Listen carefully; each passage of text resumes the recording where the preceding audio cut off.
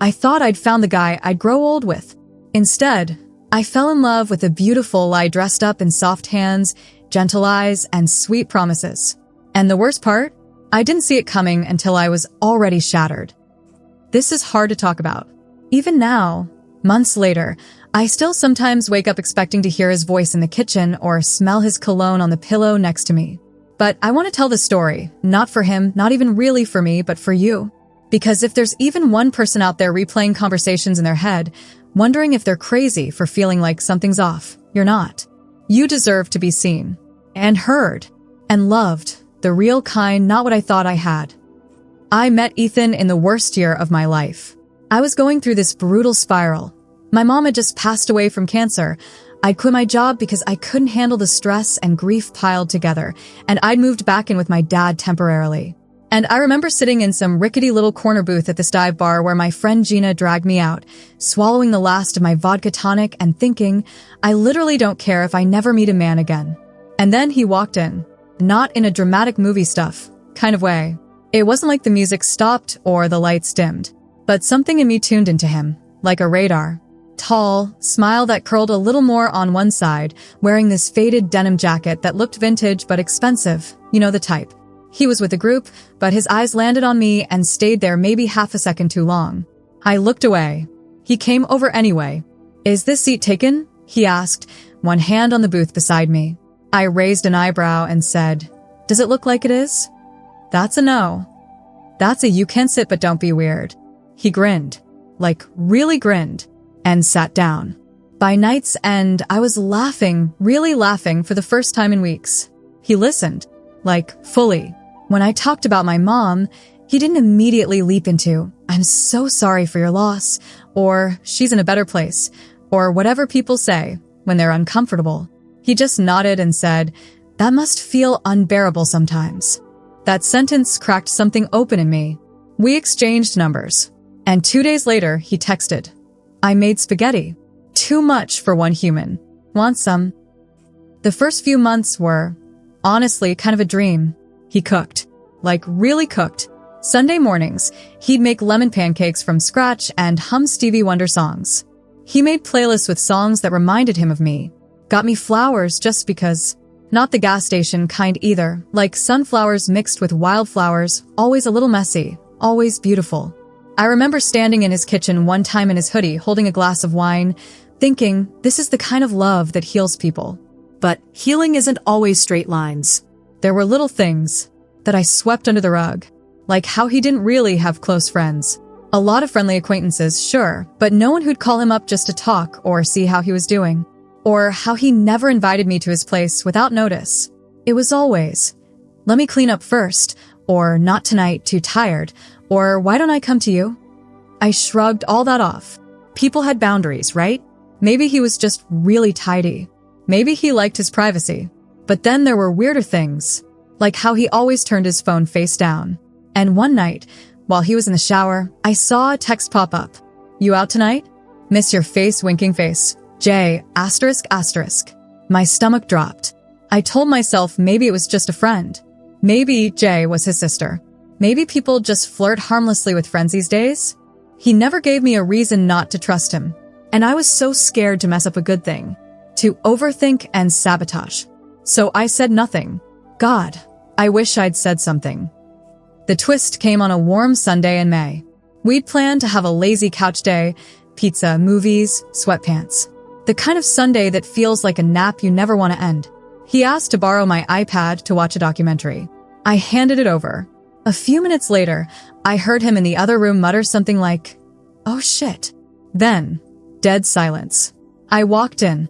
He looked pale. Frozen. I asked, everything okay? He looked down at the iPad, then at me, and exhaled.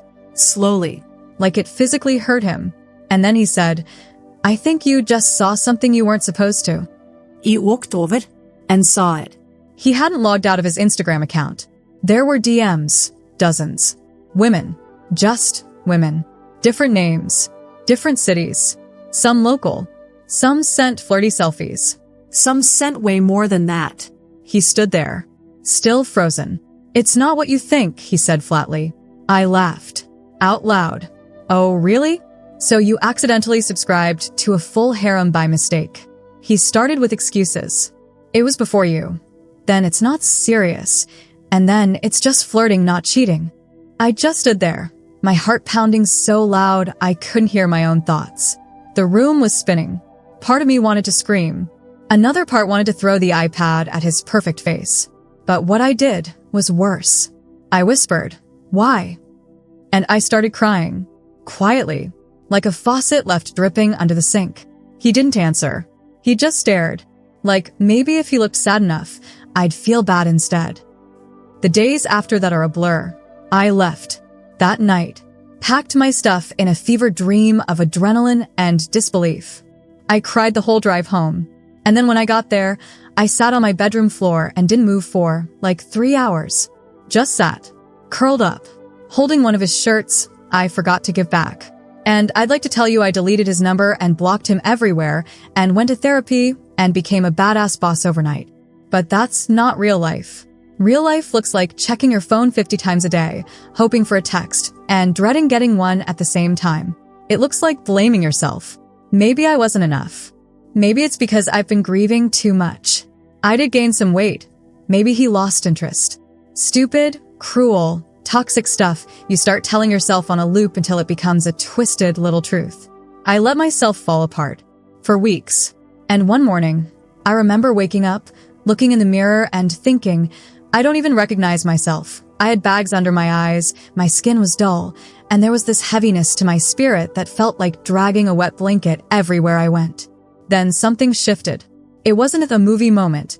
There was no makeover montage or inspirational quote. It was something smaller, simpler. I was walking to the coffee shop down the street, wearing these old jeans I hadn't fit into since college. I'd lost weight because of the stress. Not something to celebrate, but I noticed. And I remember this cashier, this older woman with silver curls and smile lines, looked at me and said, "You've got kind eyes. Don't lose that." I nodded, Said thanks. but when I turned back to walk home, I started crying. Right there on the sidewalk, holding my oat latte and sobbing like a lunatic in front of a Walgreens. It hit me. I'd made someone feel warmth. Me. Still. Even after everything. And in that moment, I realized Ethan broke me. But he didn't erase me.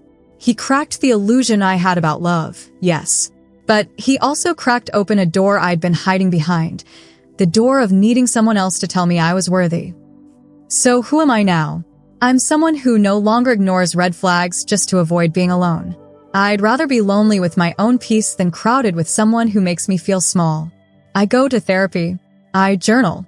I say no, without explaining why. I smile when I want to, cry when I need to, and listen hard to who people are, not who they pretend to be. And guess what? I started dating again, slowly, cautiously. And not because I desperately want someone to fill a void, but because I know I don't need anyone to fill anything. I'm already whole. But the honesty? Healing is not linear. I still get sad sometimes.